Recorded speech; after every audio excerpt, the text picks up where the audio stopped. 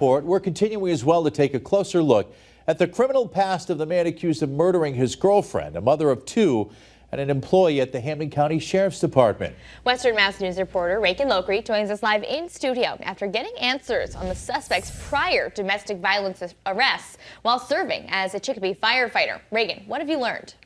Well, Abby and Chris, back in the early 2000s, Jason Chapdelaine served 9 months of a 1-year sentence for felony charges related to assault and battery, breaking and entering, and more. And we've learned he was a firefighter before and after that, until his most recent arrest for the murder of Eileen, which put him on unpaid leave. I spent today digging deeper into how fire department hirings and firings typically work in Massachusetts.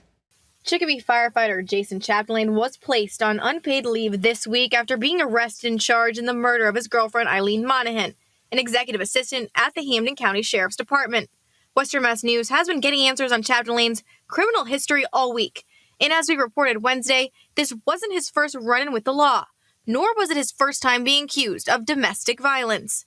According to court documents obtained by Western Mass News, between 2000 and 2001, Chapdelaine pleaded guilty to several felony charges, including 4 counts of assault and battery, 2 other counts of assault and battery with a dangerous weapon, among others. He was sentenced to a year in jail on a felony charge and for violating his probation. He would go on to serve 9 months of that sentence before getting parole. And we've learned he was on the payroll as a Chicopee firefighter before these arrests and then again a few years later. The city of Chicopee providing Western Mass News with a statement on Thursday that reads in part, with regard to Mr. Jason Chapdelaine's employment history, we can provide that he was hired on May 30th, 1997, was discharged on June 28, 2001, and reinstated through the civil service process on February 9th, 2004.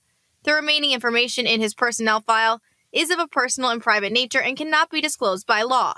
And we're told by the Massachusetts Attorney General's Office, as well as the State Civil Service Department and Massachusetts Fire Services Commission, disciplinary action or any reinstatement would most likely be handled by the Chicopee Fire Department and or City of Chicopee.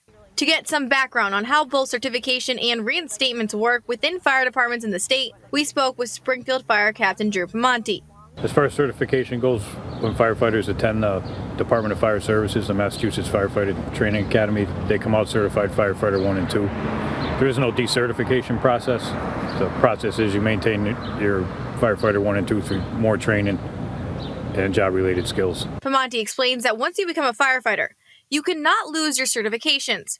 However, you can be terminated and lose your employment status. If they're charged with a felony, usually they'll either resign or take a leave status. And what that does is if the member commits a crime or charges that are so egregious that would not be acceptable in a workplace, and they'd have to be disciplined through termination. As far as reinstatements go, if you're charged with a felony, it's pretty serious, and they're usually not employed.